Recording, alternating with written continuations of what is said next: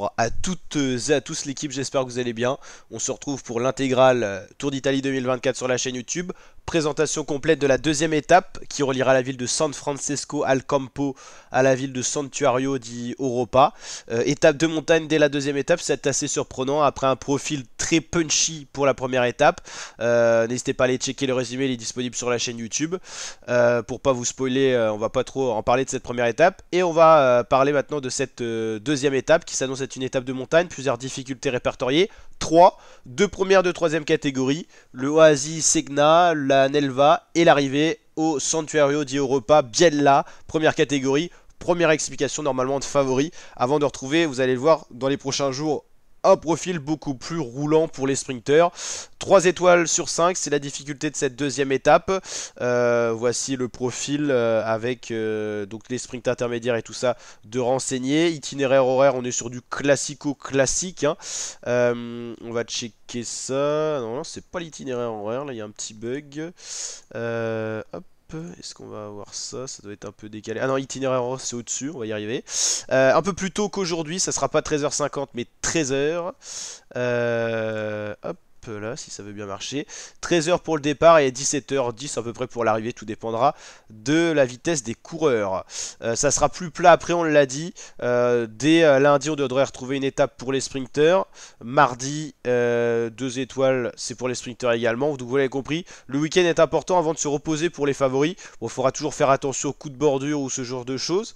Mais la prochaine étape vraiment montagneuse ou vallonnée comme ça, elle n'est pas près d'arriver. Il y aura d'abord un contre-la-montre et tout ça. Donc vous l'avez compris, un peu de repos pour les principaux favoris. La prochaine étape dite de montagne n'arrivera que le samedi 11 mai, donc dans une semaine tout simplement.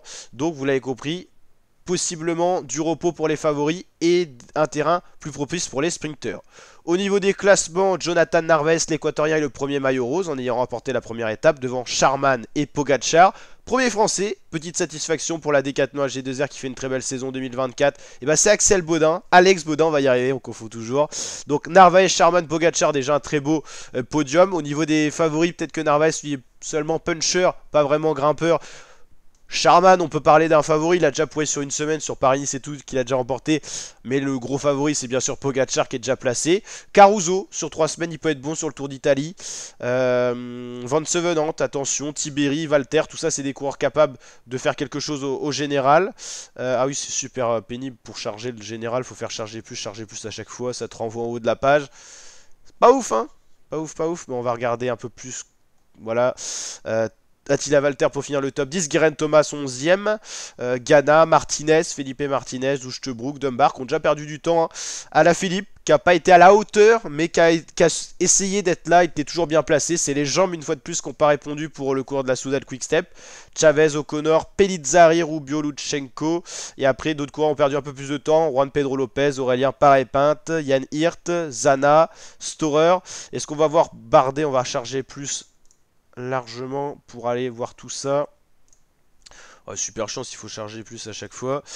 Voilà, donc au niveau du général, pareil, on l'a dit 30 secondes. Il y a déjà des gros écarts, des écarts conséquents. Pozzo Vivo qui avait chuté, qui était revenu à relâcher. Il arrive en même temps que Quintana. Bardet perd 1,07 dès la première étape. Pas en forme pour cette première étape, Romain, qui était annoncé pour un podium. C'est un peu inquiétant. Voilà, donc vous pouvez voir des écarts conséquents. Maillot Cyclamen qui concerne le meilleur sprinter. Ça sera Narvaez, mais porté par Calmej, du coup. Normalement, Calmejane devrait porter le maillot de meilleur grimpeur, mais si je dis pas de bêtises, le maillot de meilleur sprinter Cyclamen est plus important. Donc il devrait être porté par Calmejane, et le maillot de meilleur grimpeur, du coup, serait porté par Emmanuel Grebezzaghi en procuration. N'hésitez pas à me dire si je me trompe en commentaire. Et le maillot Bianca, le maillot de meilleur jeune, bah oui, c'est Alex Baudin, on va y arriver. Ça, c'est intéressant. Alex Baudin qui sera donc le meilleur jeune. Alors, quand tu cliques, ça fait tout bugger. Mais c'est Alex Baudin qui aura le maillot de meilleur jeune. Très intéressant, un maillot distinctif à porter. En plus, pas par procuration. Donc, c'est sympa. 2 Français avec 2 maillots distinctifs. Maillot Azzurro de meilleur grimpeur pour Calmej. Maillot de meilleur jeune pour Baudin. Maillot Cyclamen qui sera porté normalement par Calmejane. On verra ça dès la deuxième étape. On aura le temps d'en reparler dans le résumé de l'étape 2 qu'on retrouvera après l'étape 2. Donc voilà, si ça vous plaît les vidéos comme ça, n'hésitez pas à bombarder la barre de like, de pouces bleus, à vous abonner, activer la cloche. Et je vous dis à très bientôt, ma team Kiefer, pour de prochaines vidéos. Ciao l'équipe.